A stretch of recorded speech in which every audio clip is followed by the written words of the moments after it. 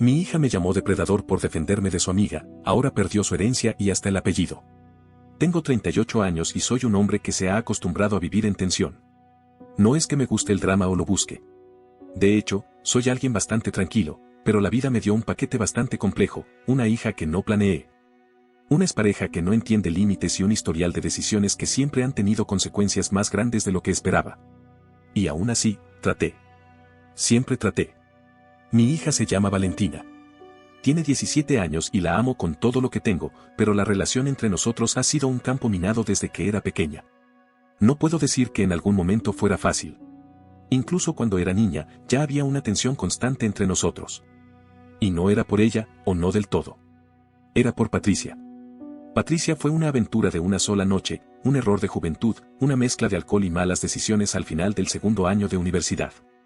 Recuerdo que esa noche usamos protección, o al menos eso creí. Ella me juró que tomaba anticonceptivos. 9 meses después, estaba con ella en el hospital, sosteniendo a una niña diminuta que ni siquiera sabía si iba a poder cuidar. Intenté hacerme cargo. Juro que sí. Pero Patricia no era una mujer con la que se pudiera tener una relación estable. Desde el momento en que supo que mis padres tenían algo de dinero, se sentó sobre la idea de que no tendría que mover un dedo más. Dijo que eso de ganarse la vida era cosa de hombres. Y aunque mi instinto me gritaba que saliera corriendo, lo intenté. No duramos ni 3 meses como pareja. Nos gritábamos más de lo que hablábamos. Yo estudiaba, trabajaba por las tardes, y ella simplemente esperaba. Después del parto, me prohibió entrar a la sala de parto pero pidió que mis padres pagaran la cuenta del hospital. Nunca entendí cómo podía tener tanto descaro. Aún así, cuando vi a Valentina en la unidad neonatal, sentí algo. No sé cómo describirlo. Una mezcla de miedo, ternura y una sensación de que ya no había marcha atrás. Ella era mi hija. Y aunque no iba a crecer conmigo, supe que haría lo posible por estar ahí. Desde su primer año, comenzamos con un acuerdo legal de custodia. Patricia se quedó con la custodia completa, pero yo tenía derecho a verla algunos fines de semana. La manutención que me exigieron no era alta, principalmente porque yo seguía estudiando, pero mis padres, que adoraban a la niña, fueron muy generosos con ella. Regalaban, ayudaban, pagaban cosas. Patricia, por supuesto, vivía de eso. Los primeros años fueron una mezcla de ternura y frustración. Tenía que soportar a Patricia, que no desperdiciaba oportunidad para hacerme quedar mal, pero con tal de pasar tiempo con Valentina, me tragaba el orgullo una y otra vez. El problema fue que, mientras más crecía Valentina, más absorbía la opinión de su madre sobre mí. Yo era el papá aburrido. El papá poco confiable. El que solo servía para pagar cosas. Y cada fin de semana que pasaba con ella se volvía una sesión de resistencia emocional. Para cuando tenía 10 años, lloraba cada vez que tenía que venir a mi casa. A veces se encerraba en su cuarto, a veces me ignoraba completamente. Otras, simplemente me decía que no quería estar conmigo. Yo no me enojaba. Me partía el alma, pero no me enojaba. Seguía comprando sus cosas favoritas, preparándole sus platos preferidos, organizando salidas, todo para que ella sintiera que su papá era algo más que un cajero automático. Nada parecía suficiente. Hace más de un año, Valentina comenzó a traer amigas a casa. Casi cada vez que venía, traía a alguien. A veces era una amiga nueva, otras veces repetían. Pero desde hace unos meses, había una que venía casi siempre, Lucía. Lucía era simpática, habladora, de esas adolescentes que parecen más grandes de lo que realmente son. Pero en general, se quedaba encerrada en la habitación de Valentina y yo no interfería. No quería que mi hija sintiera que le estaba poniendo condiciones, así que prefería darles espacio. Y así llegamos al viernes pasado. Ese fin de semana era uno de los que me correspondía a mí. Valentina llegó como de costumbre, sin saludar demasiado, y a la hora ya me estaba diciendo que Lucía iba a quedarse a dormir con nosotras todo el fin de semana. Me cayó como un balde de agua fría, pero no dije nada. No quería discutir. Prefería verla con una amiga que verla encerrada odiándome en silencio. La noche del viernes transcurrió sin problemas. Ellas se encerraron, pidieron comida, vieron películas. Yo me quedé en la sala leyendo un poco y viendo algo de televisión. Me dormí en el sofá. Ya era tarde, debía ser cerca de las 4 de la madrugada, cuando me levanté a buscar un vaso de agua. Todo estaba en silencio, las luces apagadas. Fui a la cocina, abrí el refrigerador, saqué una botella, serví el agua. Entonces escuché pasos. Pensé que era Valentina, pero era Lucía. Escuché pasos y pensé que eras tú, dijo, sonriendo mientras entraba a la cocina. Le devolví la sonrisa, un poco incómodo por la hora y por estar en pijama, y le dije que sí, que solo venía por agua. Le ofrecí un vaso, le mostré dónde estaban los suyos. Pero ella no se movió. Se quedó parada frente a mí, como si estuviera esperando algo. Me miró de arriba abajo. Y luego lo dijo. Siempre pensé que eras diferente a lo que valen cuenta de ti. Siempre te has visto muy atento, muy presente. No todos los papás hacen eso. No entendí hacia dónde iba, así que asentí, incómodo, y traté de apartarme para volver a mi habitación.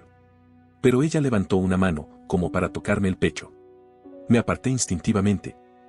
Quiero decir, continuó, que me pareces muy atractivo. Eres un hombre serio, y eso me gusta. Y sé que debes sentirte muy solo, sobre todo en las semanas que Valen no está contigo. Me congelé. No porque no supiera qué decir, sino porque no me esperaba eso. Nunca. En ningún nivel. Tenía frente a mí a una chica que apenas había cumplido la mayoría de edad, si es que la había cumplido, diciéndome que me encontraba atractivo. Y que podía acompañarme cuando mi hija no estuviera. Mi respuesta fue rápida, pero firme. Le dije que no. Que eso no podía pasar, que era completamente inapropiado. Que yo la veía como una niña, como una amiga de mi hija, y que nunca, bajo ninguna circunstancia, permitiría algo así. Ella me miró en silencio. No dijo nada más. Solo bajó la mirada, asintió y se fue por donde vino. Yo terminé mi vaso de agua, volví a mi cuarto, y me acosté sin poder dormir. La situación me había dejado helado. Cuando desperté, Valentina ya estaba sola. Lucía se había ido. Según su mensaje, pidió un Uber a las 6 de la mañana. No dejó nota. No dijo por qué. Nada. No sé si contarle a Valentina lo que pasó. No sé si fue demasiado firme. No sé si hice mal en rechazarla de forma tan clara. Pero sé que no podía permitir ni un solo malentendido. Aunque tengo el presentimiento de que esto no terminó ahí. La mañana siguiente fue extraña. Valentina bajó a desayunar sin decir una sola palabra sobre la ausencia de Lucía. No pregunté nada. Sentí que lo mejor era no forzar ninguna conversación. Nos mantuvimos cada uno en su esquina, con el ruido del cereal en su tazón siendo lo único que rompía el silencio. Pasado el mediodía, me dijo que quería volver temprano a casa de su madre, que tenía otros planes con amigas. No puse objeción. La llevé en el carro, como de costumbre, en completo silencio.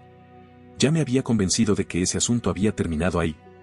Me dije que Lucía probablemente se sintió avergonzada, que se fue para evitar cualquier incomodidad, y que sería uno de esos secretos que uno se lleva a la tumba para no revolver más de lo necesario. Qué ingenuo fui. Esa misma noche, Patricia me escribió un mensaje corto y frío: Valentina no quiere volver a tu casa. Dice que no te quiere ver más. No soy tu intermediaria, pregúntale tú si tienes algo que decirle. Sentí que se me congelaba el pecho. Respondí pidiendo una explicación. No hubo respuesta. Intenté llamar a Valentina. No contestó. Pensé que quizá estaba molesta por la ida repentina de Lucía, o por alguna pelea entre ellas que no conocía. Pero cuando desbloqueé Instagram, lo entendí todo. En su historia pública, no una privada para amigos, no algo entre conocidos, había subido una captura de pantalla de la llamada que le hice. Y en grande, con letras blancas sobre fondo negro, había escrito: mi padre acosador intentando llamarme. No me sorprende. Me quedé helado. Leí esa frase una y otra vez, incapaz de procesar que salía de mi hija. Que esa era la forma en la que hablaba de mí, públicamente. Pensé que era un error. Que alguien más había tomado su teléfono. Que quizás se trataba de alguna broma macabra. Pero apenas unos minutos después, subió otra historia con una captura de pantalla de mi mensaje donde le pedía hablar. Y acompañó la imagen con un texto aún más demoledor. No voy a dejar que me manipule para encubrir lo que hizo. Esta vez no se va a salir con la suya. El vacío que sentí no puedo describirlo. En mi vida me había sentido así. No era enojo. Era miedo. Miedo real. Miedo de lo que vendría, de cómo esas palabras, sin pruebas, sin contexto, sin verdad, podían arruinar todo lo que era. Llamé a Patricia, pero su respuesta fue aún más fría que su mensaje anterior. Me dijo que dejara de intimidar a su hija y que si quería explicaciones, hablara con ella. Le pregunté directamente qué estaba pasando. Dijo: tal vez deberías dejar de presionar a adolescentes para conseguir lo que quieres. Y colgó. Ahí supe que esto no iba a ser solo un malentendido. La noche siguió con nuevas publicaciones. Esta vez ya no solo era Valentina. Lucía también apareció. Entre ambas comenzaron a subir historias, esas imágenes con letras blancas sobre fondo negro, contando que durante su estadía en mi casa, Lucía había sido víctima de una situación incómoda, inapropiada. Con un adulto que la hizo sentirse pequeña, vulnerable y atrapada. Nunca me nombraron. Pero tampoco hacía falta. Valentina lo dejó claro con frases como nunca imaginé que quien debía protegerme sería el que la dañó o ahora entiendo muchas cosas de mi infancia. Todo cuadra. Lucía, por su parte, escribió que había tenido que escapar a las 6 de la mañana por miedo y que estaba en shock desde entonces. Decía que recién ahora se sentía fuerte para contarlo, gracias al apoyo de su mejor amiga. O sea, mi hija. Yo no podía creer lo que estaba leyendo. Nunca la toqué. Nunca dije nada fuera de lugar. Nunca tuve una conversación con doble sentido. ¿Cómo podía estar pasando esto? Llamé a mi abogado a las 11 de la noche. Le expliqué todo. Le envié capturas de pantalla, le dicté palabra por palabra lo que estaban escribiendo. Me dijo algo que me dejó aún más helado. No respondas. No publiques nada. No las contactes. Y desde ya, empecemos a documentar todo. Me pidió que enviara todo lo que pudiera, capturas, mensajes, fechas, todo. Que no eliminara mis redes, pero que no usara ninguna. Y que me preparara emocionalmente, porque esto podría escalar. Esa noche no dormí. Pasé horas enteras repasando esa escena en la cocina. Buscando alguna palabra, algún gesto que se pudiera malinterpretar. Alguna expresión de mi rostro que pudiera haber dado pie a lo que ahora se decía de mí. No encontré nada. Porque no había nada. Porque lo único que hice fue ser un adulto responsable, marcar un límite y proteger a esa misma niña que ahora decía que yo era una amenaza. Pero ¿cómo explicarlo sin parecer desesperado? ¿Cómo defenderme sin que todo sonara a excusa? Al día siguiente, comenzaron a llegarme mensajes privados. Algunos conocidos, otros completos extraños. Me decían cosas como, espero que te pudras en la cárcel, monstruo, eres escoria. Todo esto, antes de que siquiera pudiera hablar con mi hija. Pero no. Valentina no respondía. Para ella, todo ya estaba decidido. Y lo peor, lo que me terminó de romper por dentro, fue ver que ella no dudó. No esperó mi versión. No preguntó. Solo se unió al linchamiento con la misma furia que Lucía. Me acusó, me condenó y me expulsó de su vida en cuestión de horas. Y así, en un solo fin de semana, pasé de ser un padre frustrado por no lograr conectar con su hija, a ser un monstruo público señalado como agresor por esa misma hija. Y aún no entendía cómo algo tan retorcido había comenzado. Y mucho menos, ¿por qué? Durante los días que siguieron, no pude concentrarme en nada. Dejé de ir al gimnasio, no fui a trabajar, apenas comí. Me quedaba en el sofá revisando una y otra vez el contenido de las redes sociales de mi hija y Lucía, aunque mi abogado me había dicho que no lo hiciera. Pero no podía evitarlo. Necesitaba entender. Necesitaba saber en qué momento la niña que cuidé, que llevé en brazos en las noches en que lloraba sin razón, se había convertido en alguien capaz de destruirme con palabras falsas, sin vacilar. Lo que más me enfermaba era la forma en que lo hacían. No era solo lo que decían, sino cómo lo decían.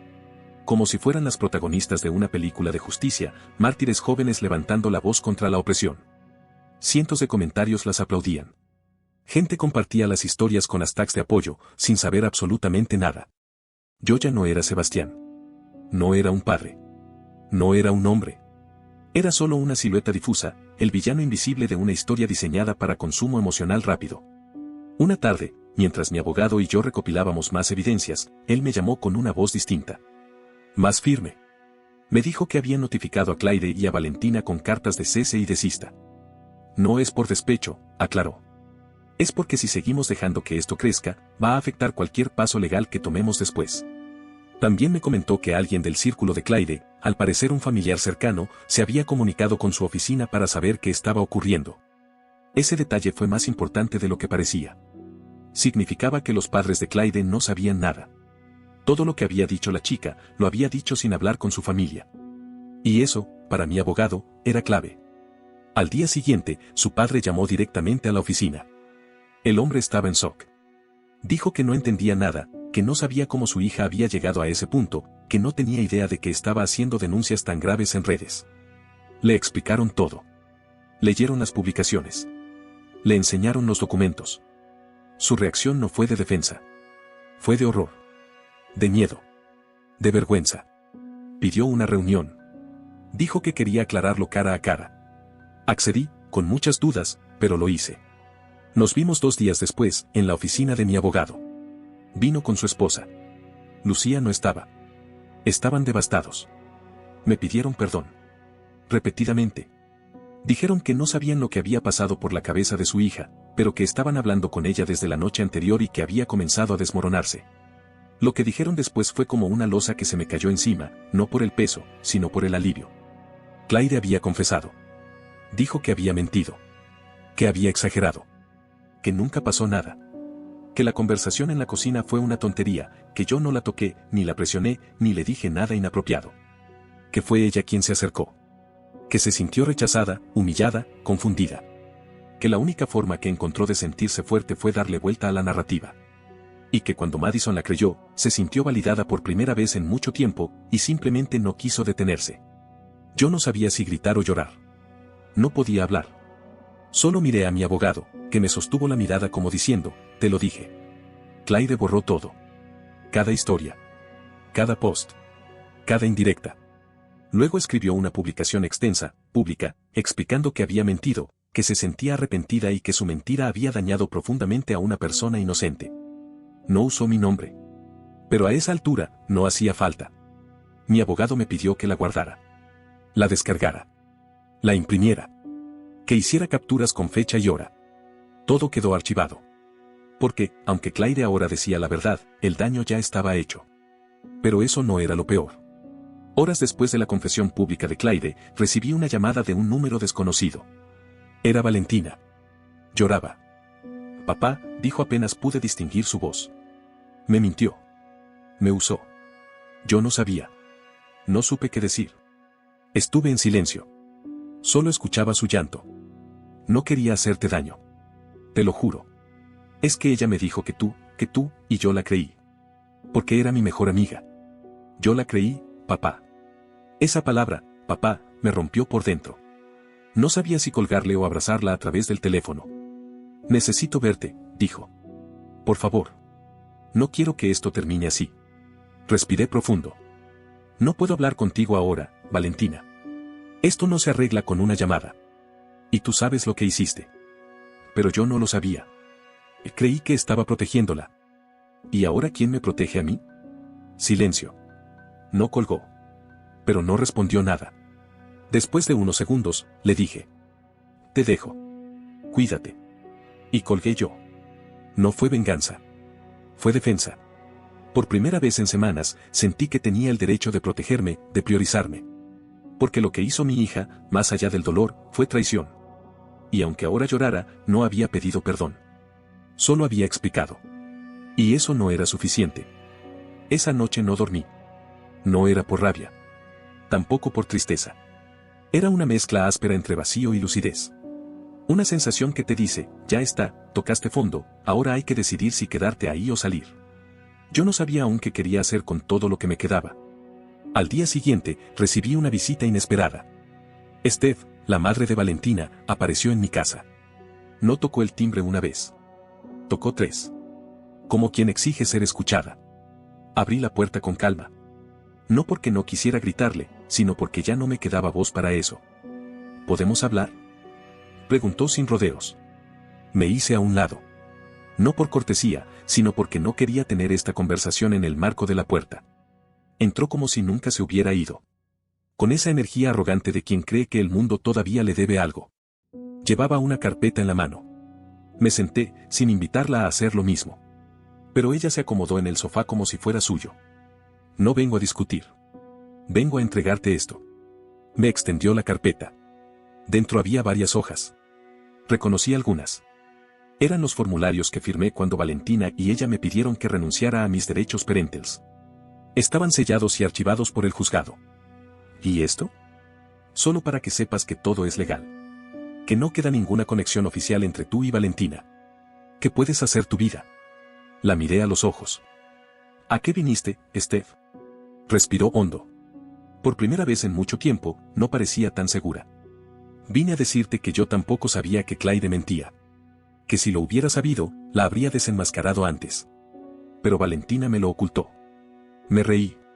No pude evitarlo. Una carcajada seca. Tú criaste a Valentina. Tú le enseñaste que los hombres son culpables por ser hombres.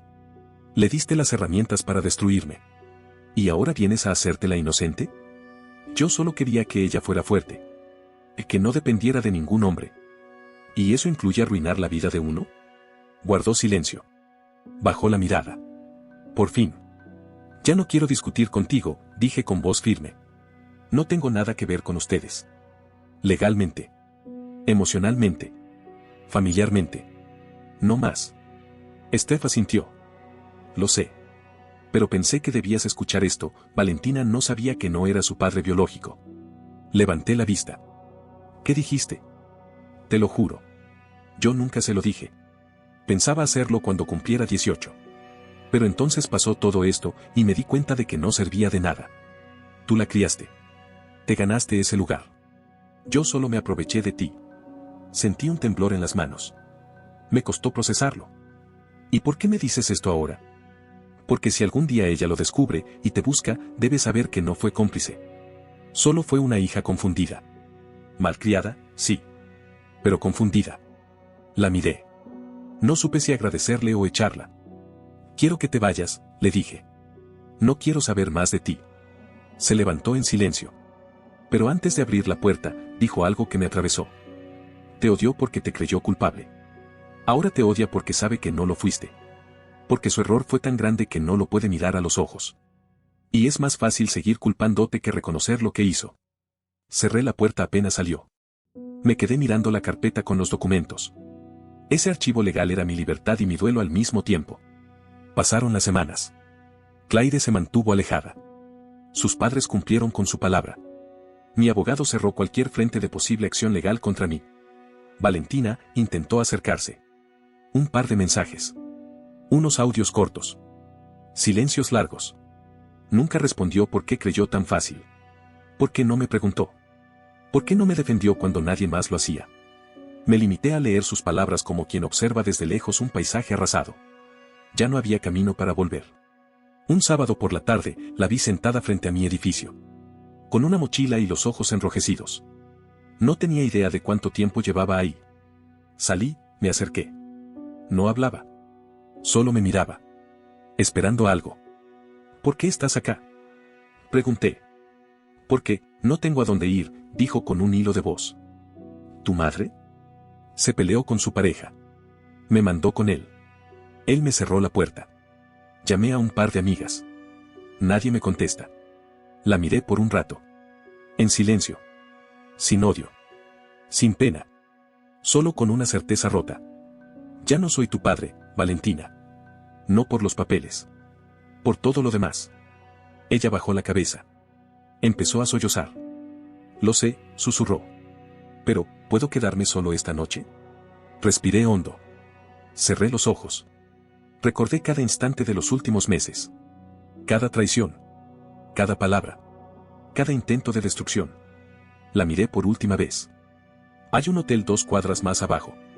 Si no tienes para pagarlo, puedo darte el dinero. Pero después de hoy, no vuelvas. No esperé su respuesta. Me di vuelta y caminé hacia adentro.